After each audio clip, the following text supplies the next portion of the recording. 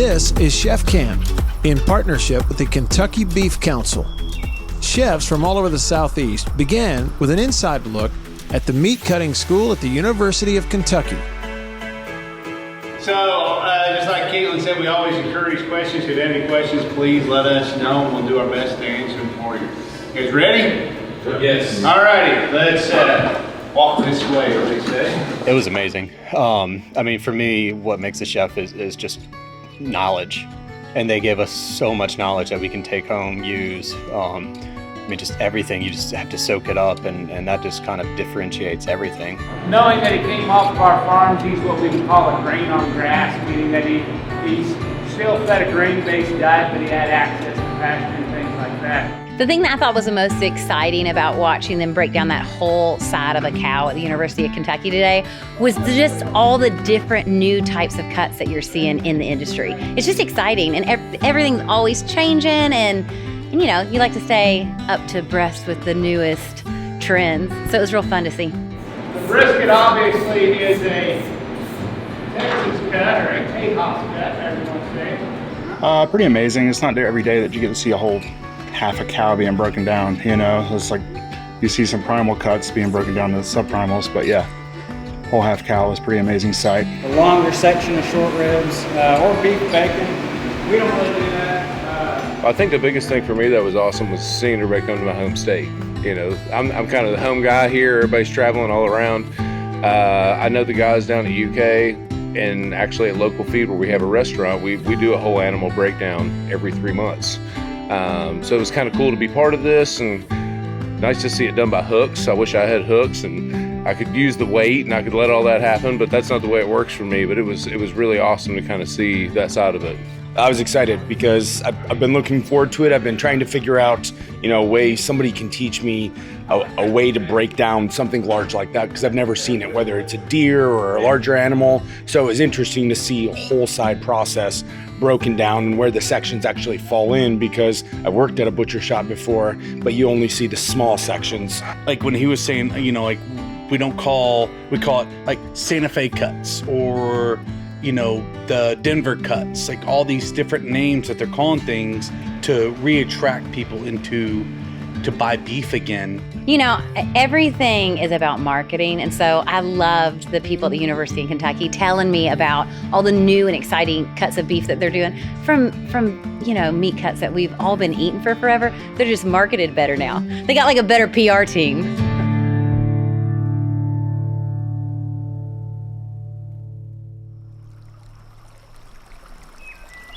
Now, this chef camp is all about beef, but you can't go to Kentucky without passing by a distillery.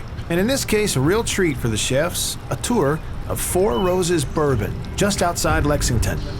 There's a lot going on. We're adding new fermenters, so we're going to go back into the fermenter room.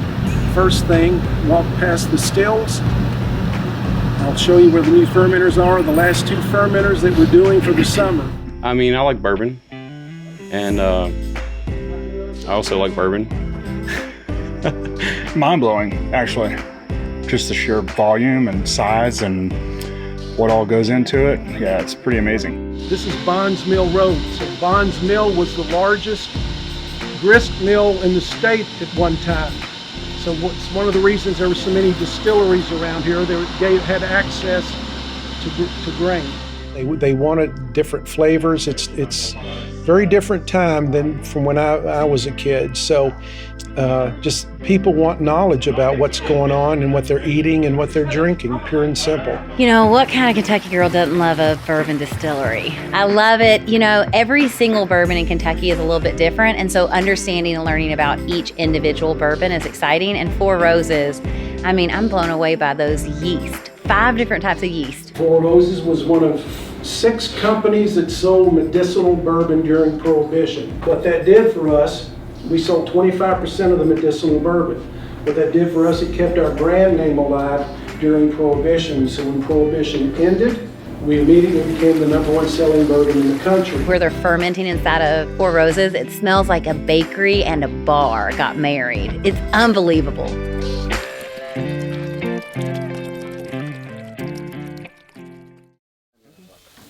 You're a big boy. Big shoulders, man. We've got 5 teams set up, and these 5 chefs with 1 or 2, maybe 3 helpers are all teaming up with each other to make burgers using the beef we just saw here in Kentucky. And so it's a head-to-head competition. They're bringing burgers in to Dan Garner from Four Roses and CARY King, Four Kings Cattle. And so it's a brutal matchup, and it's gonna be pretty exciting to see who comes out on top. But we've got a trophy we're gonna give out today. They get bragging rights, and the team captain gets the trophy to keep at their restaurant. Ball patty on a hot, like screaming hot griddle like that. Spatula, you smash it down on the griddle instead of pre-pattying. So what it does is a couple things. Gives you super crust and lets you keep it juicy inside.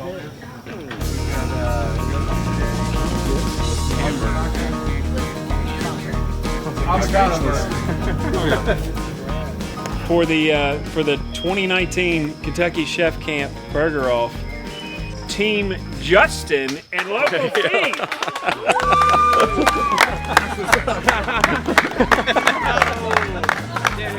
There you go. Well, thank you, sir. I appreciate it. Delicious. Everybody's was delicious. Yeah, I want to revote.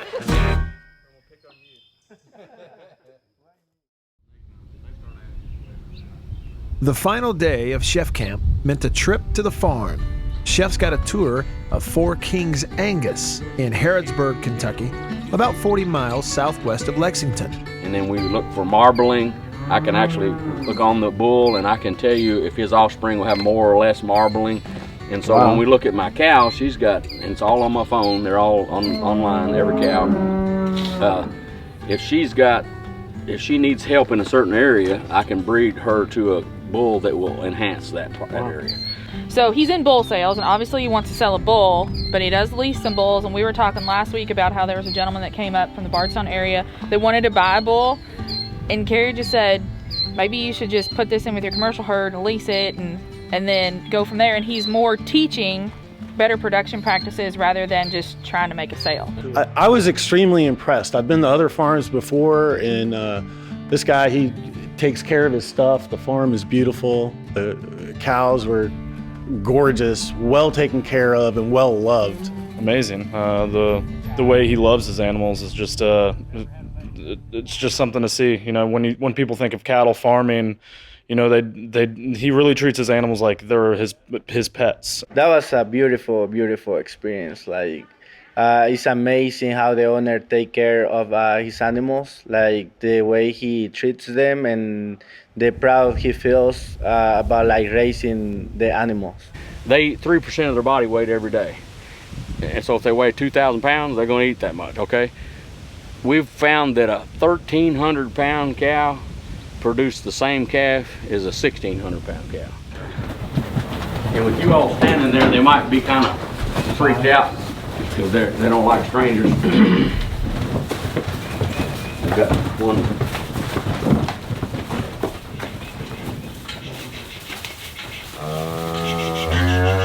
Hi. Come on, hi.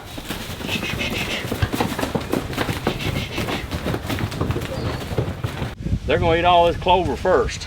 And this fescue, this wide-bladed fescue that we're glad to have, it's the lowest on the nutrient level. They'll leave it unless they're hungry, and they'll come back and they'll start eating that. But man, they flourish on this. So what I do is like rotational grazing, you'll call it. I don't leave them in any place very long. I put them in here, it's like a buffet, and they get to eat what they want to eat. They don't have to eat the other, because I'm gonna move them to a new field and it's gonna have some more of this in it. Another successful chef camp for the folks with Eat Y'all in partnership with the Kentucky Cattlemen's Association. It was truly farm to table, connecting local beef producers with some of the South's best chefs. For more information, or if you'd like to attend the next chef camp, visit eatyall.com.